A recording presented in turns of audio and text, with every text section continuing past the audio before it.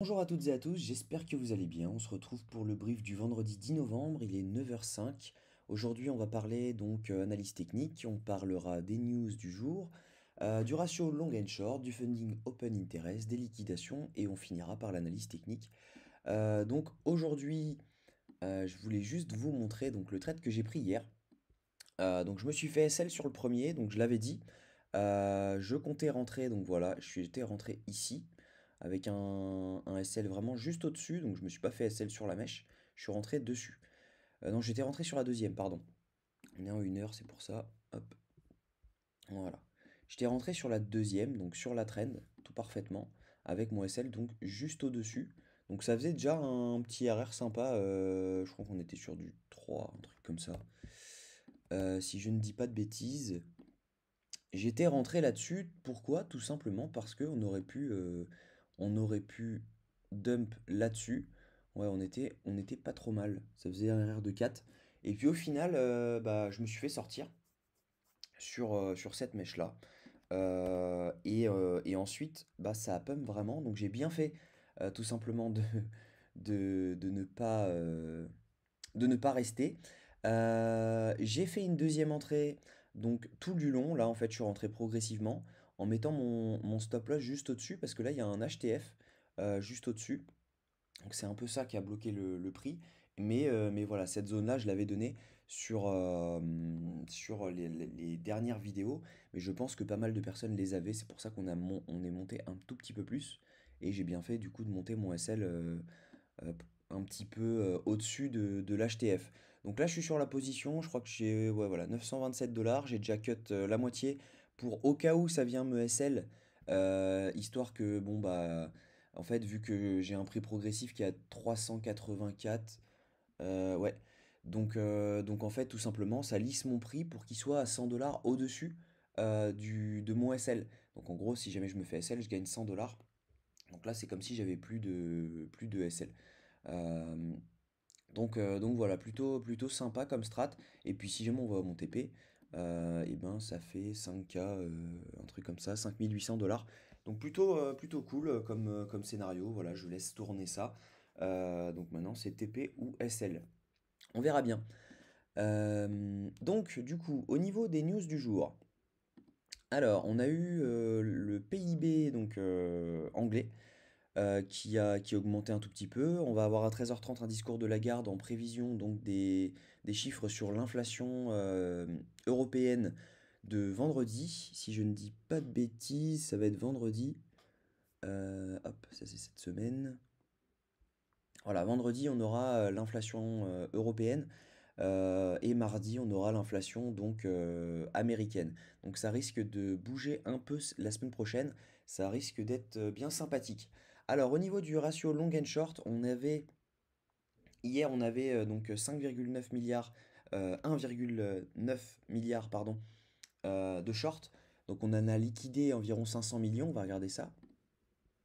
Alors, liquidation sur les dernières 24 heures. On a liquidé ouais, 428 millions. Donc, hop, hop, hop, si jamais je reviens là. Donc ouais, ça indique un peu, donc on a eu des fermetures et on a eu des liquidations. Donc aujourd'hui, maintenant, c'est kiff kiff. On a 50-50, donc on va demander tout simplement à Coinalyze de savoir, tac, tac, on va regarder pour savoir que fait la masse. Si ça veut bien marcher. Bon, je vais recharger la page. Désolé, hop, tac, tac. Ok, ça marche. Alors, au moins vous savez faire. Je sais pas si vous préférez que ce soit déjà prêt et vous perdez pas de temps, ou si vous préférez que je vous le montre en détail pour que vous l'ayez. Tac, CV des spots, j'en ai besoin. Hop, hop, voilà. Alors, on voit.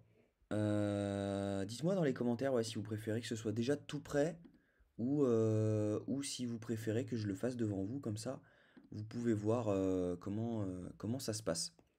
Donc là, on a le funding qui monte énormément avec un open interest qui lui descend. Donc ce qui veut dire quoi? Ce sont des shorts qui sont en train de prendre profit ou de se fermer puisqu'on n'a pas vraiment de liquidation short, enfin, ou alors les gens ont short comme des grands malades sur la mèche. Euh, mais, euh, mais logiquement, non, puisque, puisque les shorts se prenaient. C'est assez bizarre de voir le funding monter avec l'open interest descendre, parce que ça veut tout simplement dire qu'on a encore plus de longues. Donc c'est assez étonnant. Les gens soit ont pris profit de leurs shorts, soit se sont fait liquider leurs shorts, ce qui serait étonnant. Euh, donc bizarre, vraiment bizarre. Et à court terme, est-ce qu'on a une petite montée open interest? Non, on a vraiment que le funding qui monte. D'ailleurs, il est assez élevé hein, sur BTC, c'est assez élevé, 0,03. Ça pourrait indiquer vraiment un très gros move baissier pour rattraper un peu tout. Euh, Juste, moi, ce qui me chagrine un petit peu, c'est que le CVD spot a une divergence par rapport au prix de la chart. C'est que ben, la chart, elle a monté. Donc c'est vraiment dû aux liquidations. Mais voilà, le prix est en bas alors que le spot, lui, il est toujours en demande. On va voir comment il va réagir parce que là, il est vraiment en dump pour le moment, plus que la chart. Donc on va voir comment ça va réagir. Mais pour le moment, ben, c'est une continuation baissière, hein. C'est une continuation baissière. On va regarder les liquidations. Hop, la liquidation map de la dernière journée. Qu'est-ce qui s'est passé? Alors, la dernière journée en général, ça donne rien. Hop, donc on voit qu'on a encore plein de liquidations en bas. On a 7 milliards à liquider au 31 000. Et à la hausse, on a 1 milliard à liquider au 38 000. Après, si on monte, voilà, il n'y a plus grand-chose, hein. Même si on allait au 42, il y aurait 1,4 milliard. Alors qu'au 31, bon, bah, il y a 7 milliards. Et il y a encore plus que ça, c'est juste qu'on n'a pas l'historique plus bas. Mais il y a environ, à mon avis, quand on regarde la carte thermique, il y a environ, je dirais, 27. En fait, il y a 27 milliards d'open interest en ce moment. Il y a au moins 20 milliards là, ici. Il faudrait compter. Tac, sur 3 mois. Faudrait compter. S'il y en a un qui a le temps de le faire. Alors, hop. On a, ouais, voilà, vous voyez, hein, on a 2,5 milliards, 3,7, 1,5, 1,4, 2,8, 3. Je sais pas combien de milliards il peut y avoir à liquider là-dedans, mais, mais clairement, personnellement, c'est du jamais vu. Je n'utilisais pas ces outils quand j'ai commencé. Donc pour moi, c'est vraiment du jamais vu d'avoir un tas de liquidations comme ça. Depuis 6 ans, j'ai jamais vu ça. Donc assez étonnant. Alors au niveau technique, bah, si on regarde cette zone-là, je l'avais annoncé il y a un bail, hein, je crois qu'on était là. Attendez, je vais juste faire ça. Hop, je fais logout. Hop, comment on fait pour logout? Là. Hop, comme ça vous enlève les flèches. C'est mieux. Alors, donc ouais, cette zone-là, je vous l'avais annoncé il y a fort longtemps, étant donné que ça représentait tout simplement un FVG qu'on avait ici, sur le 4 heures, que j'avais tracé donc il y a très longtemps. Et il était juste au-dessus du premier arrêt très long terme, quand on se met en daily, hop, daily, et il était juste au-dessus du premier arrêt très long terme. Donc ça, c'est une zone, en fait, que j'avais tracé, la zone violette, c'est la zone jusqu'où on pouvait aller, étant donné que là, c'était le plus haut. Je doute qu'on remonte comme ça. Et là, on avait un FVG. Donc pour moi, cette zone-là, elle était ultra bonne à prendre. Donc là, on est en train de se faire rejeter par le premier arrêt. Donc c'est ça qui va être intéressant. C'est si jamais on réintègre le premier arrêt, et ben logiquement, un rejet de premier arrêt signale qu'on va revenir chercher une zone de rechargement de longue. D'ailleurs, ça, c'est mal tracé. Hop, si je peux l'attraper. Bon, ça veut pas. Ça veut pas. Bon, peut-être que ça va être plus pratique si. Hop, si je le retrace vite fait, ça va être plus pratique. Donc hop, voilà, petit aimant.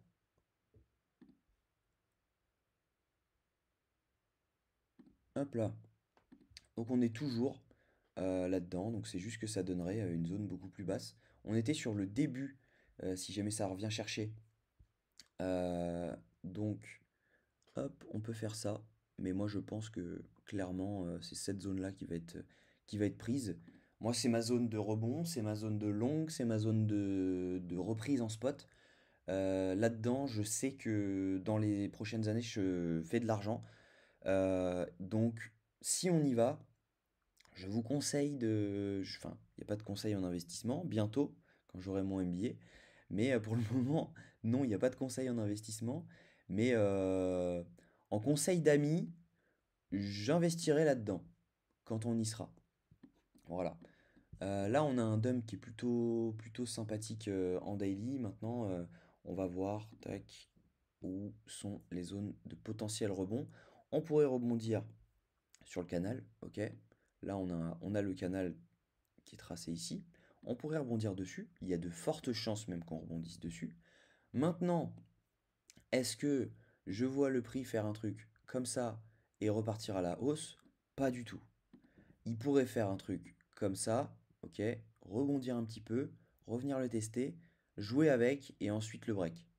Et là, ensuite, on jouerait sur cette trendline-ci, étant donné que, je vais m'expliquer, hop, cette trendline, il s'agit du bottom, ici, ici, et tac, tac, tac. Voilà, on avait 3 points d'impact. Donc cette trendline-là, elle va forcément jouer un rôle dans la logique. Sachant que, je pense, à vue d'œil, je pense que c'est le premier arrêt. Pas loin, pas loin, pas loin. Il y a des chances que ça rebondisse dans cette zone et ensuite qu'on redump derrière si toutefois les gens ne continuent à longue. Si les gens short, de toute façon, ça continuera, ça va monter.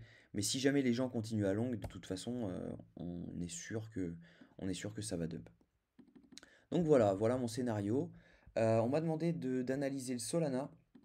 Alors, on va regarder ça tout de suite pour donner les targets.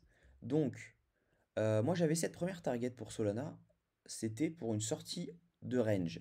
Là, on en est sorti. Donc maintenant, hop, on va se mettre en daily et on va affiner après. Alors, donc ça c'était ma zone d'accumulation, moi sur Solana, de base. Hop, on était ici. Donc ça c'était une zone d'accumulation. C'est là où j'ai acheté la plupart de mes Solana. Donc ici et ici. Euh, et donc ma première zone de vente, moi ça va être celle-là. Tout simplement parce qu'il s'agit d'un FVG qui est ici, placé au premier arrêt de tout le retracement long terme. Donc en fait, je vais avoir une première zone de vente là-dedans, mais je vais réinvestir ce que j'ai gagné ensuite. Parce que de toute façon, Solana, pour moi, c'est un des meilleurs projets, donc c'est un risque à prendre hein, de sortir des bénéfices ici. Par exemple, sortir 20%. Ok, on sera déjà sur un... Tac, moi j'ai un coût moyen ici. Tac, faut que j'enlève l'aimant. J'ai un coût moyen par là, je crois, un truc comme ça. Étant donné que j'investis là. Hop, voilà, on sera déjà sur un 500%. T'enlèves 20%, t'as récupéré ton capital. C'est plutôt sympa. T'attends un retracement de 10-15%, même 20%. Tu re-rentres. Et au final, bah, t'es royal parce que t'as refait 20% quand ça remonte. Donc c'est cool. Moi, c'est le scénario que je vais avoir. Autour des 80, entre 85 et 90 dollars, je vais vendre 20% de mes Solana. Le but va être de racheter 20% plus bas. Donc de racheter environ, hop, parce qu'il y aura un retracement, environ à 75 dollars, quelque chose comme ça. Et ensuite, ma deuxième zone de vente, elle va se situer, hop, dans cette zone-là. Et là, donc, on sera sur un x10 environ. Donc plutôt pas mal. Là, je pense que j'aurais vendu la moitié au moins de mes Solana et ensuite le reste à 360 dollars. Là, j'aurais tout vendu étant donné que c'est l'extension de Fibonacci. Logiquement, Oui, Solana peut aller beaucoup plus haut dans les années à venir, mais oui, il va retracer entre-temps. Faut pas se dire, oui, Solana va aller à 3600 $ en une fois. J'en doute. À mon avis, il va plutôt aller à 360. Ensuite, il va rebond à, j'en sais rien, à 100, 150 $. Et ensuite, peut-être que sur le prochain cycle, pas celui-ci, celui d'après, il ira à 3000, 3000 et quelques. S'il est utilisé, s'il n'est pas mort entre-temps, si, voilà, parce que faut quand même pas oublier non plus que ceux qui ont acheté là, ils étaient bien, ok, ils étaient super bien quand ils étaient à l'ATH, et ils se sont dit, ok, Solana, moi je le vois à 3600 $. Donc ils n'ont pas vendu à 1600%, et au final ils sont revenus à leur prix d'entrée. Donc c'est qui le plus intelligent? C'est celui qui prend des profits sur la montée, ou c'est celui qui attend un objectif qui peut-être n'arrivera jamais, ou alors faut attendre 15 ans. Donc, le plus intelligent, moi je pense que c'est celui qui prend des profits sur la montée et qui se fait pas avoir par le bear market. Parce que celui qui se fait avoir, ben clairement, faut savoir prendre des profits. Vous avez surentré quand le couteau tombait, il faut savoir vendre quand le couteau est en train de monter. Tout simplement. Simplement, il faut pas vendre n'importe où. Il faut vendre à des targets. Moi, celle-là, je vous les donne. Vous placez un Fibo donc tout en bas, tout en haut, ça vous donne le premier arrêt. Vous placez, donc vous mettez en daily, hein. Vous placez sur le FVG ici, ok? Donc ça c'est la première zone sur laquelle moi je vais vendre 20%. Libre à vous de le faire ou non. C'est pas un conseil puisque de toute façon ma zone de vente à 50% elle est ici. Ici je vends que 20% pour me garantir au cas où ça explose d'un coup. Parce que si jamais c'est le cas, sinon, si jamais j'ai vendu la moitié, ce sera un peu abusé. Mais voilà. Ma zone où je vends 50%, ce sera ici, on sera à x10. Et ma deuxième zone à laquelle on vend ici, tac, si jamais on prend ici, on sera à voilà, fois 25 environ. Donc en gros, un x10 par rapport aux 50%. Donc plutôt sympa. Mais voilà mon plan sur Solana. N'hésitez pas à me donner des tokens si jamais vous voulez que je les regarde techniquement. Et puis sinon, je vous dis à lundi. On se souhaite un très bon week-end. Si la vidéo vous a plu, n'hésitez pas à liker, commenter et vous abonner. Surtout, ça fait toujours plaisir. Ça donne un peu de visibilité à la chaîne. Et puis, bah, je vous dis à lundi. Passez un bon week-end et prenez soin de vous.